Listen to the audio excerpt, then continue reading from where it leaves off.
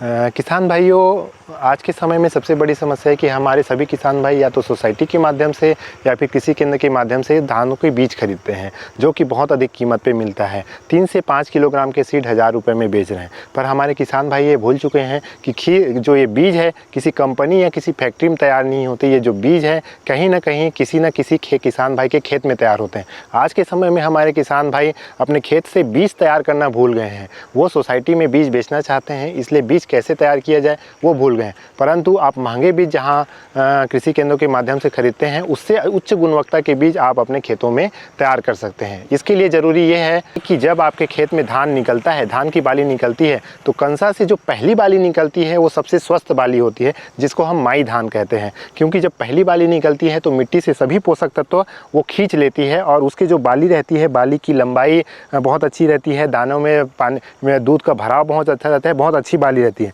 तो जब आपको अपने 1 एकड़ के लिए 30 से 40 किलो निकालना है, तो इस प्रकार माई बाली को, जो सबसे पहली बाली निकलती है उसको माई बाली बोलते हैं, जो सबसे स्वस्थ बाली होती है, ऐसी बाली को अपने पूरे 1 एकड़ खेत में चयन कर लें। जिससे क्या होगा कि ये जो बाली बनेगी, इस प्रकार आप जो होता है 1 एकड़ खेत से जो माई बाली है, जो सबसे पहली बाली निकली, जैसे कि एक पौधे में 25 से 30 कंसे होते हैं, 25 से 30 बालियाँ निकलती हैं।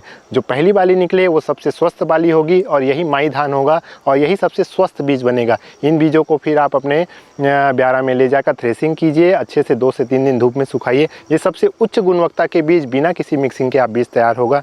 मेरे आपसे अनुरोध है कि आप किसी कृषि केंद्र के माध्यम से प्राइवेट बीज लेने के बजाय आप अपने खेतों में स्वयं जो है बीज तैयार करें और हज़ारों रुपए के खर्च से बचें। धन्यवाद।